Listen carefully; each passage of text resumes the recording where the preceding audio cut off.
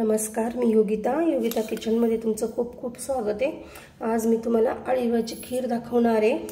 तर त्यासाठी मी इथे 2 चमचे अळीव घेतलेले आहे आणि त्यात मी आता पाणी टाकून घेणार आहे आणि छान असं दूध गरम होईपर्यंत आपल्याला ही अळीव भिजत घालायची पाण्यामध्ये।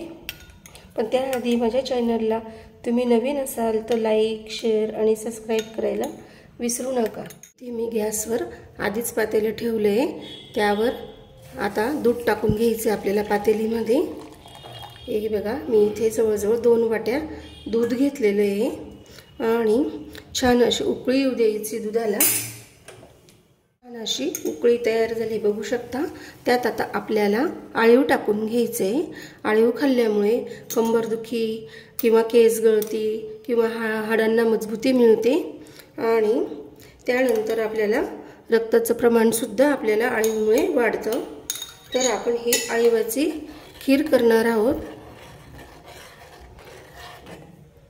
आणि छान असं 5 मिनिटं उकळू द्यायचे, म्हणजे अळीव छान शिजते।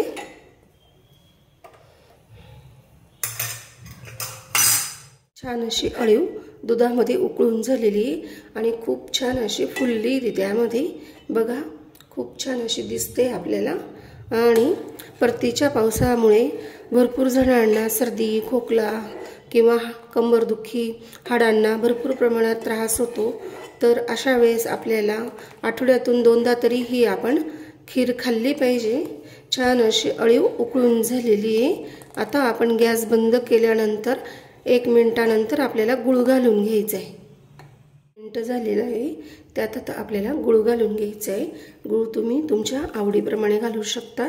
गुळामध्ये सुद्धा भरपूर प्रमाणात लोह असतं, याने सुद्धा रक्त वाढतं आणि हाडांना त्रास होत नाही गुळ खाल्ल्याने। त्यामुळे गुळाचं प्रमाण आपण यात घेतलेलं आहे आणि गुळच घातलेला आहे।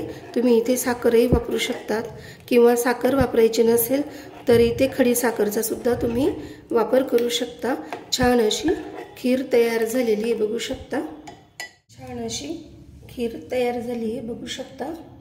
आपण 4 महिने उन्हाळ्याचे सोडून 8 महिने आपल्याला ही खीर आठवड्यातून 2दा घ्यायची आहे, म्हणजे आपल्याला शारीरिकदृष्ट्या कुठलाच त्रास होणार नाही।